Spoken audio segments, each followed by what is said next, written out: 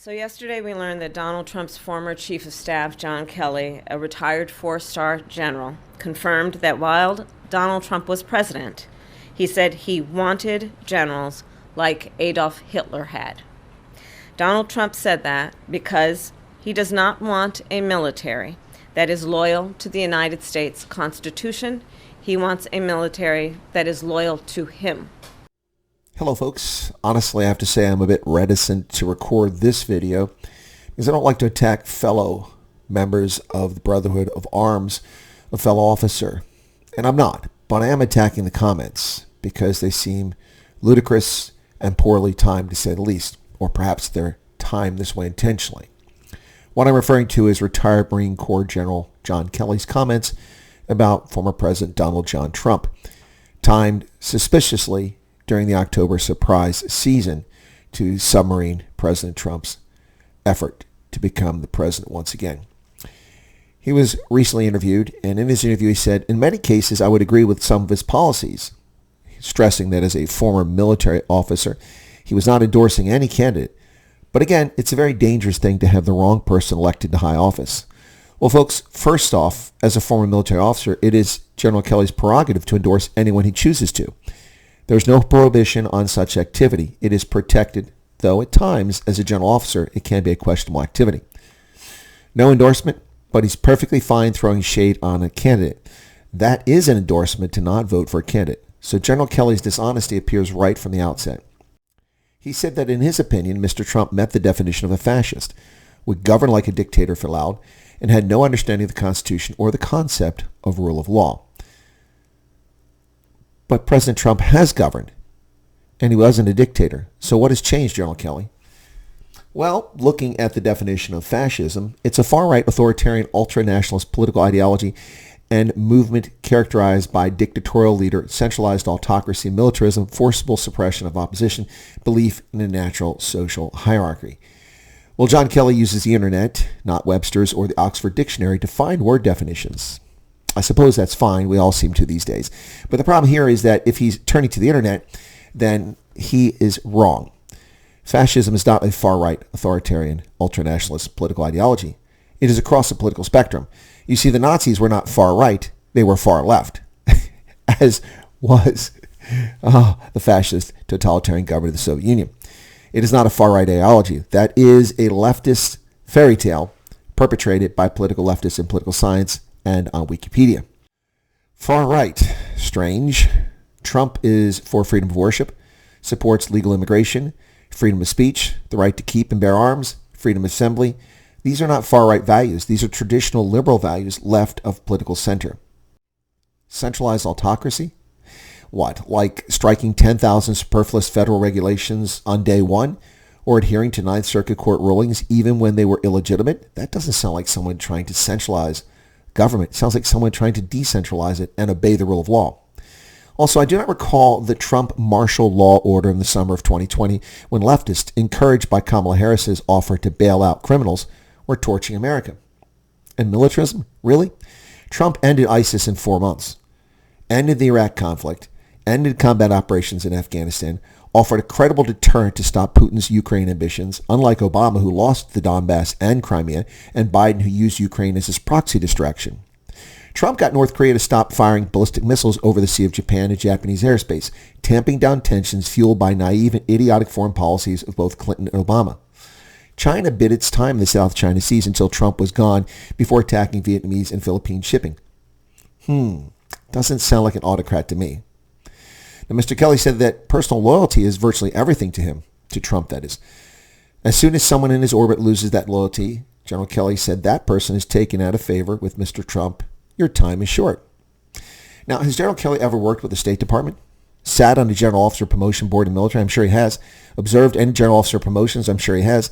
Does he honestly think personal loyalty is not a key consideration in those different agencies? Of course it is. He said certainly the former president is in the far-right arena. He's certainly an authoritarian, admires people who are dictators, and has said that. So he certainly falls into the general definition of fascist. Now, this is where the erudite and successful four-star general seems to be falling short on education. Authoritarian and admiring dictators is not a far-right arena. It's across the political spectrum. This is propaganda spewed by far left hard lunatics, which General Kelly has no problem repeating here. If you want to say that Donald Trump believes in authoritarianism and admires dictators, then say that. But don't call it far right. That's simply dishonest. Okay, General Kelly, thank you for your empirical evidence. Now, General Kelly apparently felt that only now, 2 weeks before the election, in the midst of the October surprise season, it was necessary to speak out against Donald Trump in the leftist media, saying Mr. Trump's recent comments about using the military against what he called the enemy within were so dangerous, he said that he felt he had to speak out. And I think this issue of using the military to go after American citizens is one of those things I think is very, very bad thing. Even to say it for political purposes to get elected, I think it's very, very bad thing, let alone actually doing it.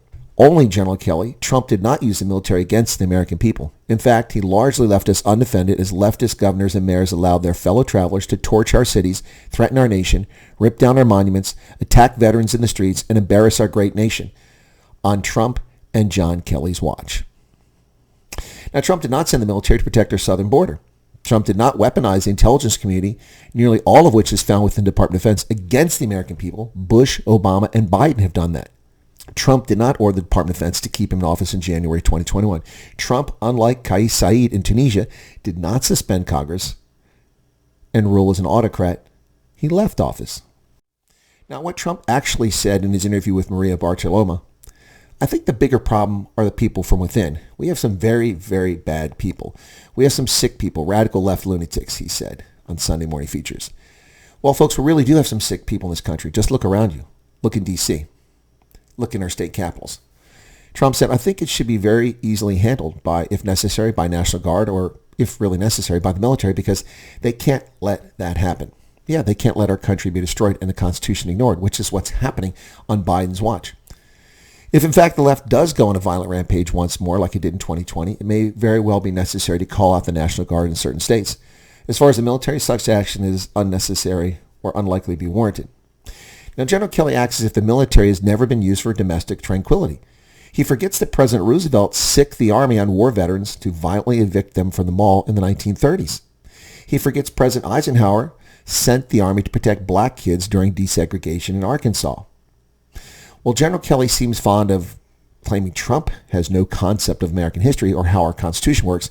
His own memory seems very selective when it comes to the use of the military on our own shores. General Kelly sees himself as some sort of martyr and thinks he's the smartest guy in the room.